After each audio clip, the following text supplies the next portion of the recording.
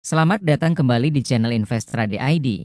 Jika teman-teman support channel ini, klik subscribe dan terima kasih atas supportnya. Pada saat video ini dibuat mengawali tahun 2025 ini, kita melihat sedikit performa IHSG sudah terkoreksi 10,5% dari titik tertingginya. Di video kali ini pembahasan akan berfokus pada saham indeks LQ45 yang sudah turun 16% dari tanggal yang sama dengan puncak IHSG. Bahkan performa selama 5 tahun terakhir LQ45 jauh di bawah rata-rata 2019. Untuk definisi LQ45 Sobat Invest sudah tahu dan dapat cari pengertiannya. Sebelum ke pembahasan, bagi Sobat Invest yang tertarik dengan list saham konglomerasi dapat lihat video sebelumnya. Saham pertama mungkin Sobat Invest sudah tahu, yaitu saham BBRI. Performa harga saham BBRI selama 1 tahun terakhir ini sudah terkoreksi lebih dari 25%. Dan kabar baiknya di hari perdagangan pertama tahun 2025 terlihat mulai ada akumulasi yang cukup besar dari investor asing. Momentum ini dapat menjadi potensi technical rebound. Net income BBRI menunjukkan performa yang biasa saja terlihat dari growth kuartal ketiga dibandingkan tahun lalu hanya bertumbuh 5%. Namun para investor masih menunggu data final 2024 yang akan tercermin pada kuartal keempat. Dari segi dividen, BBRI tidak dapat diragukan, bahkan yield 2024 ini mencapai 10,78% dengan rata-rata 5 tahun terakhir di 4,34%. Mengenai dividen payout rasio BBRI yang lebih dari 100%, kami menemukan statement dari Direktur BBRI yakin 5 tahun ke depan dapat menjaga payout rasio atau rasio dividen yang dibayarkan akan tinggi dalam 5 tahun ke depan. Itu karena capital adequacy ratio atau CAR saham BBRI yang cukup tinggi.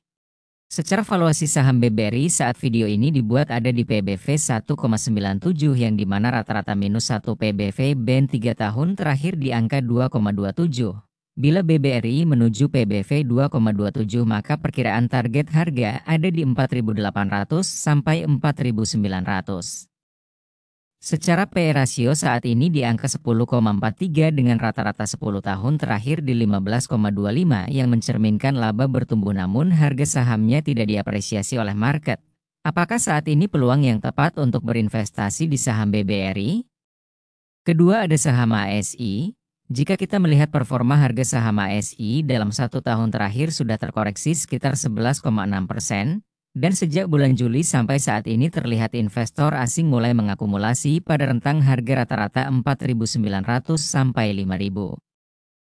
Dari segi net income ASI berhasil mencatatkan growth sebesar 21,31% Q-on-Q dengan estimasi growth 2024 keseluruhan di angka 16,9%.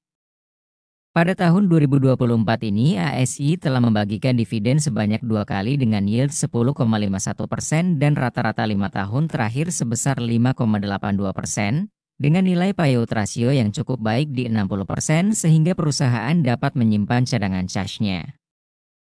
Valuasi saham ASI saat ini ada di angka PBV 0,97 bahkan sempat di bawah valuasi pada saat tahun 2020 yang berarti saat ini ASI sudah terkoreksi cukup dalam.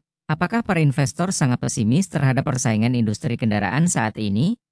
Atau dapat menjadi peluang karena saat ini persaingan mobil elektrik belum terlalu didukung dengan infrastruktur yang memadai?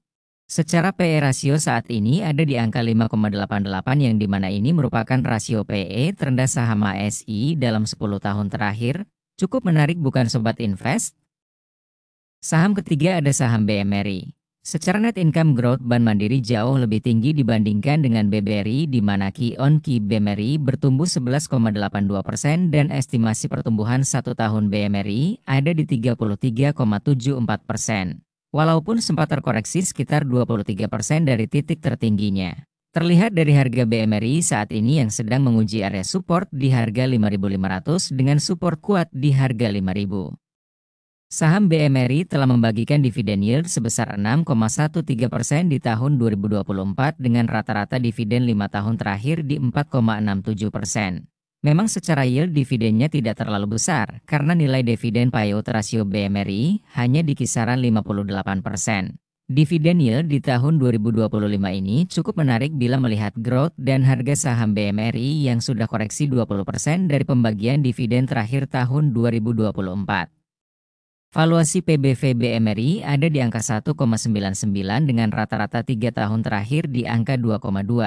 Dan secara PE rasio saat ini BMRI di 9,33, menariknya rata-rata PE BMRI di angka 11-11,6 kali. Selisih itu dapat diartikan bahwa income terus meningkat berbanding harga sahamnya yang terus turun sehingga PE-nya cukup di bawah nilai rata-rata. Mengawali tahun 2025 ini, saya mengucapkan terima kasih atas support seluruh Sobat Investrade ID dan dapat juga mentraktir saya secangkir kopi hangat. Semoga video ini bermanfaat dan disclaimer, lakukan analisa ulang, jangan hanya terpaku pada satu statement saja. Sekian dan terima kasih telah menonton.